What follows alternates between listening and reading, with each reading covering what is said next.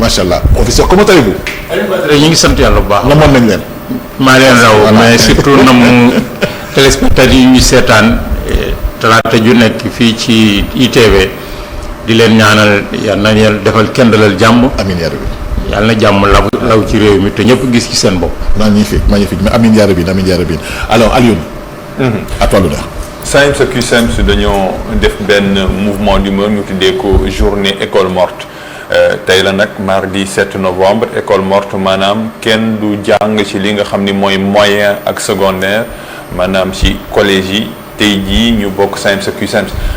ñoo dogal lu ni mel gis nañ sax ki nga xam ni mooy le ministre de l'éducation nationale daal di génn Cheikh Oumar Anne xaw a menacé wax tamit ne bëgg na woo ñi nga xam ne mooy syndicalistes yi ngir ñu waxtaan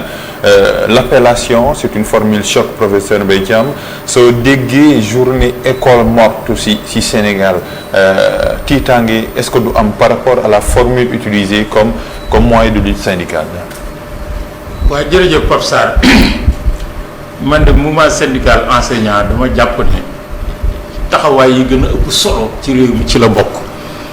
ndax kenn njëkkul syndicalisme enseignant yi fii ci réew mi bay nañ ci aussi seen waar mais at yi ñu génn nag le mouvement syndical enseignant jaxasoo na tasaaroo ba nga xam ne mi ngi jur yoo xam ne yi ala kuliyaalin war nañ ci mën a taxaw nag di ci xeltu man dama gëm ne le syndicalisme dans nos environnements d'ailleurs est plus utile que la politique surtout que dama gëm ne toute lutte syndicale est une lutte politique man 1er octobre 1977 laa signé sama contrat d'assistant stagiaire le lendemain li ma njëkk a def mooy dem bopp jëli sama carte de militant du SUDES jusqu'à aujourd'hui j'ai été peut-être l'un des rares enseignants yoo xam ne bokk naa direction nationale SUDES direction nationale UDEN direction nationale SAES loolu dama gëm mais nag ni nga ko waxee man dans le fond personne ne me surprendra jamais à remettre en cause une lutte syndicale parce que dama jàpp ne ay nit bu ñuy liggéey bokk na ci seen ay wareef ci seen sañ-sañ ñuy organiser ci seen biir di seet nan la ñuy mën a ñoŋale li ñuy liggéey mais nag toute lutte nag qu'elle soit syndicale politique sociale culturelle toute lutte elle a aussi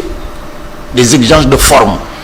dama jàpp ne un slogan comme école morte aucun enseignant n'a le droit de le prononcer. amuñu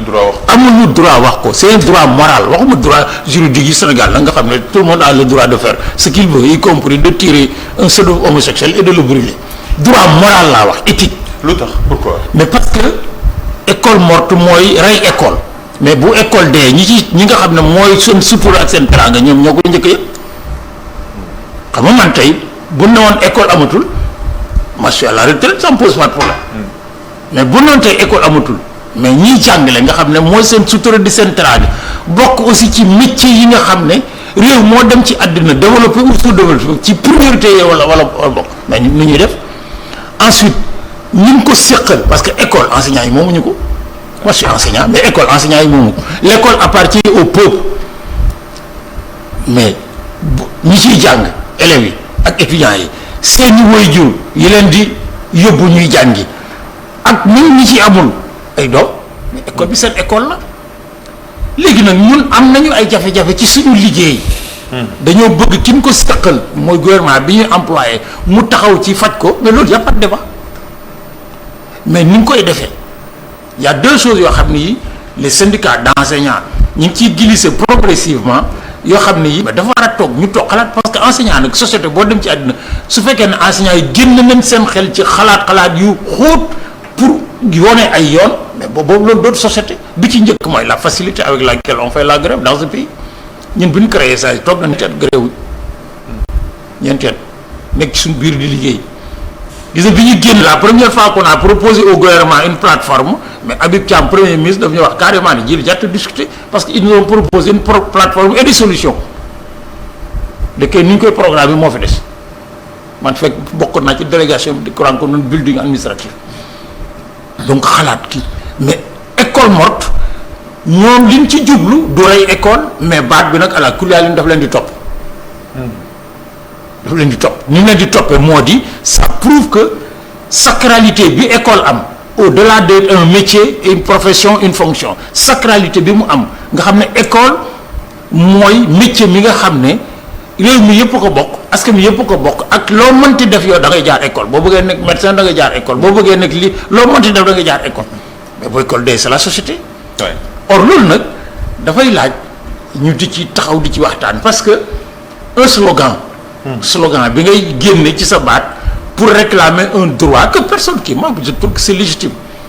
mais droit bi ngay wax mais ni nga koy waxee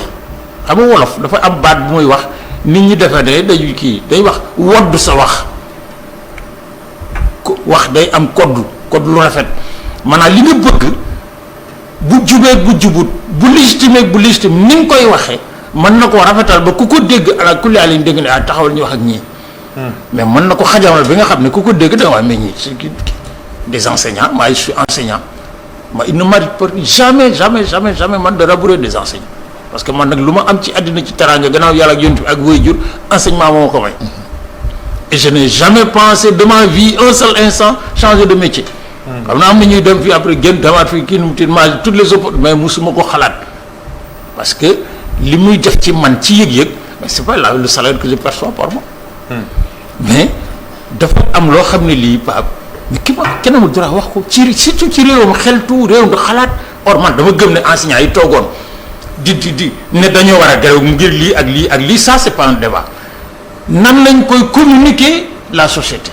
ba ñu ànd ceeg ñun xanaa la bataille d'opinion ça les intéresse pas or sooy xeexi l'une des premières batailles à gagner avant l'adversaire c'est la bataille d'opinion askan bi bu ñu déggee ne ñi ngi grève ñuy wax ak ñoom nan lañ koy déggee mais école morte mais c'est un slogan maladroit. Et professeur suñu waxee école morte c'est par rapport à l'école publique école privée bi elle est bien vivante est-ce que du indi lu naan éducation c'est un droit su fekkee ni école morte on tue l'école publique au profit de l'école privée ça montre un peu lu naan inégalité sociale. est-ce que enseignant bu nekk dans un syndicat dans une école publique déclencher une grève boo xam ne moo dodd mooy école morte fekk nga am sous une forme à ne pas discuter contrat dans une école privée est-ce que am nga droit de jàngale ji fa. parce que ce sont les mêmes enseignants ñoo nekk dans le. parce que moi je connais des écoles privées yoo xam ne enseignant ko moom. xam naa ko quelqu'un m'a dit boo retraité ubbi man ko man rus naa man jàngale 42 ans après retraité ubbi école privée man de ci sama bàtte ko télévision laay waxee rus naa jàngale 42 ans dans le public retraité ubbi école privée di concurrencer parce que man gëwuma l'école privée dama jàpp ne l'école privée devrait être une exception dans ce pays epsilon mais derrière les derniers chiffres de l'ANSD dans la région de Dakar en quantité école privée yi moo ëpp école publique yi et ça c'est inadmissible parce que ñi ngi def de sorte que l'école soit à la limite censitaire li ñuy wax nga xam ne soo mënee am kattan am man-man sa doom jàng bu rafet boo ko mënut sa doom di taxale ëllëg or nag c'est l'école nag qui fait les nouvelles aristocraties au sens premier du terme parce que jàng ba àgg fenn fii jàng certaines spécialités mooy créer les nouveaux compartiments de classe or dañu war a nag jox la même chance à tout le monde man Mbaye Thiam c'est l'école publique qui m'a fait waagu ñaay deux gii laa jàngee terminé école Thiaroye Gare dem lycée Blaise Diagne dem lycée Université de Dakar or loolu bu fi nekkutoon à l'époque nekk une priorité de l'État du Sénégal je ne serais pas devenu ce que je suis il est vrai que j'ai retourné j'ai payé ce que je pouvais payer j'ai enseigné 42 ans et je continue à enseigner mais moi j'en appelle à mes collègues enseignants pour qui j'ai un respect profond man instituteur bi ma jàngal bët yi ma koy xool moo gën a kawe bët yi may xool sama bopp bu ma solee toos la preuve keroog bi may soutenir ma thèse de doctorat en histoire bien pareil c'est mon instituteur du CEM de Salif Diop laa ko jox exemplaire bi ma doon tenir nga xam ne dans tout de tradition da nga koy garder ba bi ma génnee moom laa ko jox parce que moom ma jàngal c'est vrai donc man l'instituteur le maître de ceci le prof de CG de collège respect mais ñoom ci seen bopp dañoo war a aar seen bopp ba nga xam ne la légitimité de leurs mouvements syndicaux kenn du ko remettre en cause à partir de slogans maladroits et à la limite qui ne devrait pas être. Je n'ose pas utiliser un mot que des collègues sentiraient. Oui. Mais la maladresse, elle est là. Personne ne peut me convaincre que école morte, c'est un mot d'un enseignant. man je vois que vous parlez avec une certaine nostalgie hein, parce que métier boo mu si doon dugg yow vocation la woon da nga ko bëggoon dysfonctionnement ban moo am ba ñu arriver à ce stade où les gens le public ah mooy ñun dañu percevoir les institutions ou bien les professionnels qui sont dans l'éducation comme des gens yi nga xam dañu kaas rek parce que xaalis rek moo leen soxal parce que perception boobu la ñu am dañu kaas rek parce que chaque fois xaalis nañu dañ leen augmenter le salaire dañ leen jox terrain dañ leen jox lii ak lii ak lii fàtte nag suñu doom yi nga xam dañ leen yóbbu université wala si école publique yi pour ñu jàng am lijaasa am diplôme. mais Aliou Badara bi may dugg enseignement xaw moon ñaata lay fayu parce que ça m'a jamais intéressé billahi bi may dugg enseignement je n'ai pas cherché à savoir combien je vais gagner à la fin du mois. La preuve bi ma fayee j'étais surpris parce que dama defe noonu nag loolu ma kii ma laaj agent comptable de l'union man waaye non c'est ça man waa déet man li nga fay mu ne ma lii la ma dal dellu mais j'ai jamais je dis bien en 42 ans de fonctionnement régulier et depuis je n'ai jamais pensé à changer parce que comme tu dis bi ñu tegee ci sama lupp bi allo di ma jàngal alxuraan laa commencé rêver d'être enseignant. Et quand je suis arrivé à l'école, ça s'est accentué, ça n'a jamais changé. Ensuite, le statut social de l'enseignant m'a changé à partir des crises économiques de 70, accentuées par les années 80. Parce que en 1980, dans ce pays, c'est les meilleurs d'une génération qui ont fait l'enseignement. Sans battre quoi. C'est les meilleurs parce que ñoo daan booba ñi ëppoon ci ñun mais maître bi leen jàngal professeur sangam bi leen jàngal telle matière dañ ko doon kii ba nga xam ne yàkkamti nañu kii après nag ñi ci des def yeneen métiers qui sont tout aussi nobles que l'enseignement mais c'est les meilleurs d'une génération qui mais à partir des années 70 bi nga xam ne crise sociale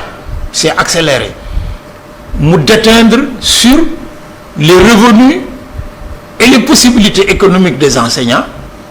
mais ci la nit ñi commencé di daw enseignement est-ce que peu de gens savent que à partir des années 80 mais les enseignants trustaient les premières places au concours d'entrée à l'ENAM ba ñu def un rapport confidentiel à l'État ne attention les meilleurs sont en train de quitter l'enseignement pour aller dans l'administration et Jean Collin à l'époque tout puissant mais contingenté ko daal ne kon léegi bu examen yi qui était enseignants yi nañ ci jël le minimum ñi ci des même bu ñu rawee na leen remplacer par d'autres moi j'ai vu ça li may wax ma suis un archiviste du ma waxantu contingenté ko parce que les meilleurs commençaient à quitter et sont apparus des métiers qui étaient là mais qu'on sentait mieux rémunérés économiquement et qui donnaient un positionnement social nit ñi daw ñi dem administration civile ñi dem douane ñi dem ceci ñi dem cela parce que da nga daan jàngal nit mais mu génn année bi mu génnee mu fayu sa salaire am doubler sa salaire or yooyu nag bi mu amee ça a complètement battu en brèche le statut social de l'enseignant bu njëkk soo demee ci koñ bi quartier bi nga dëkk instituteur bi fa dëkkoon prof collège bi fa dëkkoon prof lycée bi fa dëkkoon mais nit ñi dañ ko doon xoolee avec envie mais bi ko élèves yi di romb di ko yóbbaale ci seen oto wala muy dugg ci car di buuxanteeg ñoom ñeneen ñi moom di ko romb ci seen oto nit ñi commencé ba pare nag l'État a ajouté nag à l'affaissement social en supprimant les écoles de formation d'enseignants qui étaient des écoles d'élite ñu daal di ubbi ce qu'on appelle ay volontaires de l'enseignement vacataires de l'enseignement nangam qui ne devait jamais exister parce que man fekkee naa Alioune Badara réunion bi Banque mondiale FMI convoqué au début des années 90 au King Fahd pour proposer un nouvel organigramme de l'université première kii bi mooy bu recruter ci à partir du doctorat non recruter à partir du DEA parce que si soo ko recruter à partir du DEA tu le payes moins donc ñu rabaisser kii il a fallu que le SAES dont j'étais membre du bureau national ñu mobiliser autour du recteur di xeex ak ñoom toute une journée ba ñu renvoyé ko or le gouvernement d'Abdou Diouf avait déjà envisagé cette affaire que que non doctorat c'est trop loin en réalité c'est que soo recruter nit au niveau de doctorat da nga koy fay lu ëpp li nga koy recruter donc le niveau ça n'intéresse personne. L'école n'est pas un calcul économique parce que le savoir dépasse toutes les économies parce que gis nga xam-xam Alioune Badara du rek la capacité bi ngay am ci xam-xam à transformer positivement ton environnement bu doon loolu xam c'est pas la peine xam-xam dafay defar jikko dafay defar nit dafay defar une société parce que bu Alioune Badara amee xam Mbaye Thiam am xam Papa sa seen daje dafay nekk daje ku ne da nga ciy yàkkamti ñuy ciyante waaw c'est pas pour rien que mais di alxuraan di wax ne werante ay borom xam-xam mais yiw la werante la wax de waxul xasante waxul dagg sante ay borom xam-xam bu ñuy waxtaan xam-xam yiw la yow ñu ko fekkee sax te bokkul ci waxtaan wa yiw la njàngat la. voilà waaw. or loolu nag mais on a à la limite crétinisé la fonction et ça le régime du parti socialiste en porte une entière responsabilité da nga daan jàng ba brevet ñu def brevet les meilleurs de la génération ñu recruter yóbbu leen dans les écoles de formation jàngal leen tàggal leen ñeenti at bu leen tàggatee ba pare yóbbu leen école normale supérieure ñu tàggal leen pour les collèges les lycées nga xam ne bu ñuy génn mais l'école est pour eux un sacerdoce c'est-à-dire ñoom su dañuy liggéey pour am teranga nag mais teranga jiitalu leen parce que c'est le fait de former des élites mooy seen préoccupation parce que nag lépp loo fi gis ci nii nag ingénieur de ceci kii de cela mais jàngale ko te ko jàngal donc loolu nag amul prix mais am na yëg-yëg parce que man maître yi ma doon jàngal CM2 ku ma ci taseel bi le jour où j'ai dans mon bureau de directeur de l'EBAD mis genou par terre c'est mon maître du CM1 de l'école waagu ñaay de moo ma seet si woon ma sukk te toog ci suuf mu wax ma ne ko du ma toog ci parce que damaa xam li mu def ci man ak ni ma ko doon xoole di ko ñeewantal ba nekk li ma nekk mais loolu nag amatul bu amatul mais l'État est le premier responsable on n'a pas donné ñun sous Senghor nag qu'on a combattu mais sous toutes les coutures mais l'école publique n'était pas ce qu'elle est aujourd'hui l'école publique n'est pas ce qu'elle est aujourd'hui on sentait que il y a un choix délibéré de l'État de faire de l'école une des priorités donc l'élève était bien entouré encadré motivé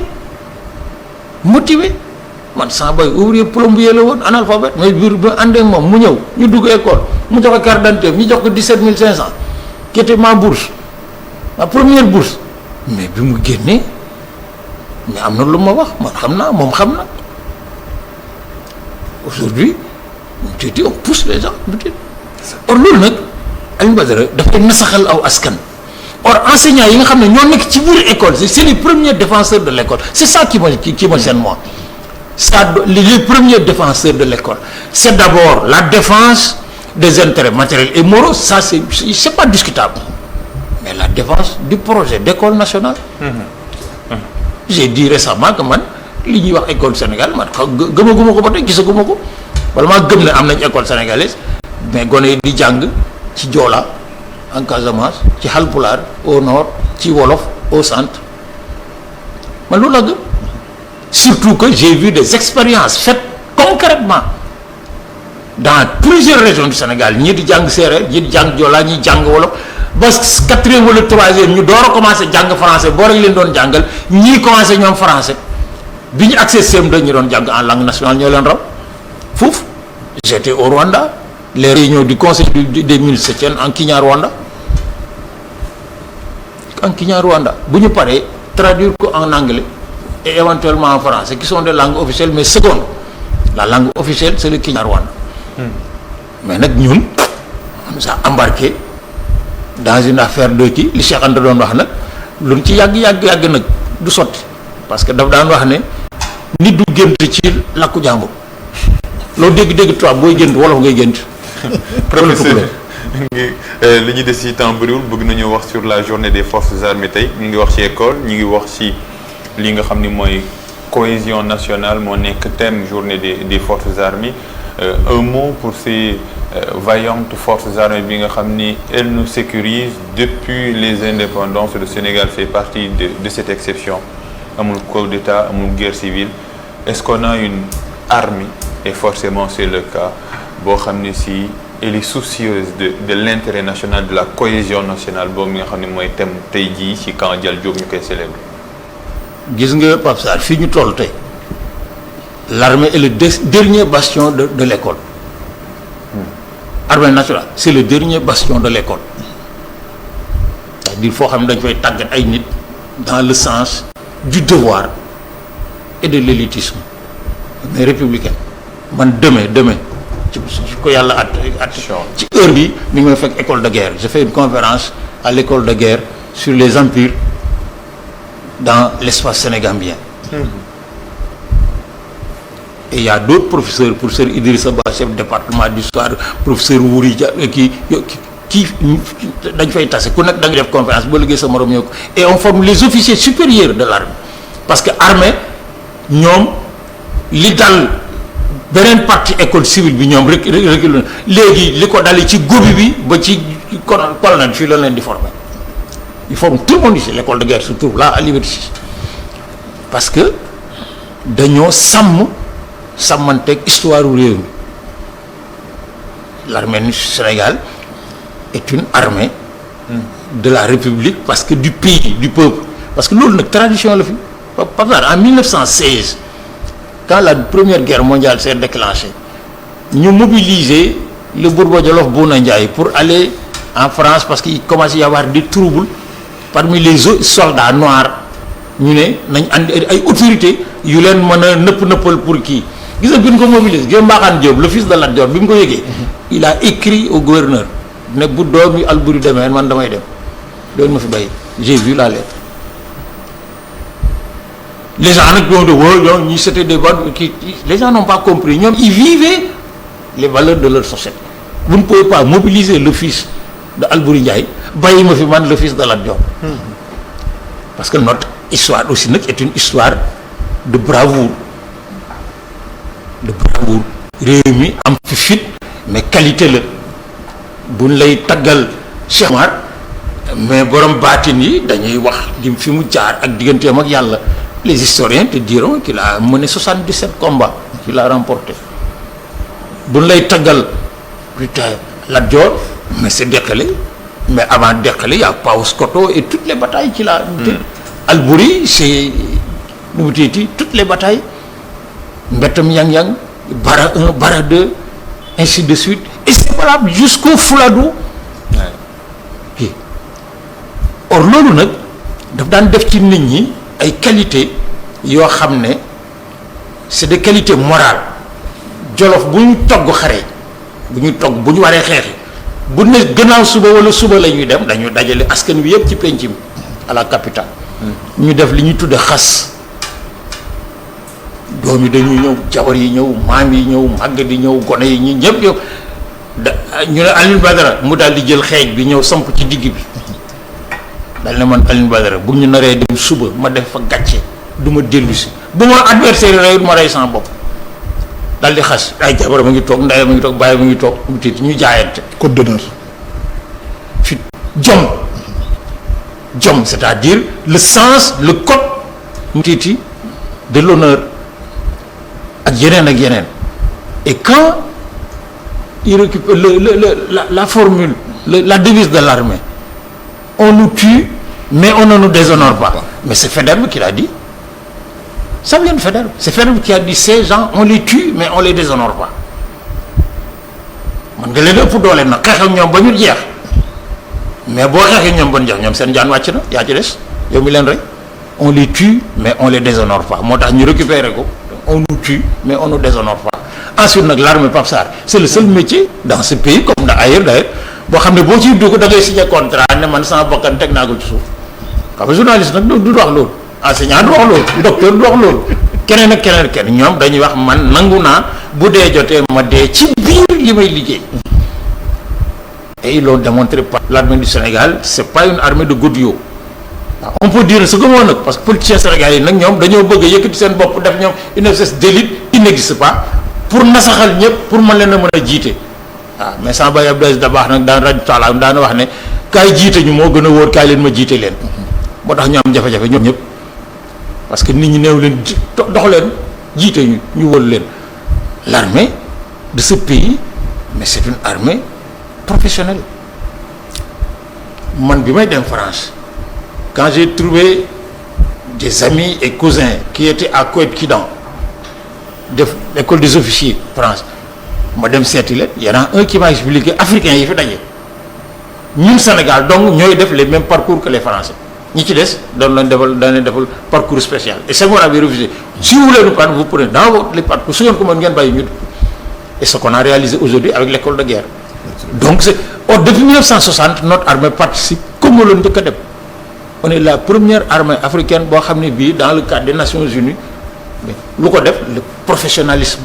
lu ko def le sérieux mais surtout la qualité de notre armée. Le premier officier noir dans les armées françaises Racine Sy mooy bàyyi Seydou Madani Sy premier recteur noir de l'université de Dakar c'est un Sénégalais officier ak yeneen or loolu nag dafay laaj moo tax may wax ne suñu bëggoon a nekk li ñu nekk l'armée ne serait pas seulement pour la défense de notre sécurité mais bu école tëjee le 1,5 million wala le 2 millions d'élèves d'étudiants et d'enseignants qui vont dans les navétanes s'étriper comme des chiffonniers war nañ leen mën a booleeg armée pour def non pas le service militaire obligatoire mais le service civique national. Absolument. Dans des activités communes nga xam ne ñi nekk Casamance da leen di yóbbu Fuuta bu ñu dellu see xam ne ndeke Sénégal du garab rek ak ndox Fuuta ngi fi ñi nekk Fuuta ñu yóbbu leen Casamance bu ñu gisee garab yi bu ñu ñëwee dina gën a mën a sàmm garab ak ndox. ñu reboiser réew mi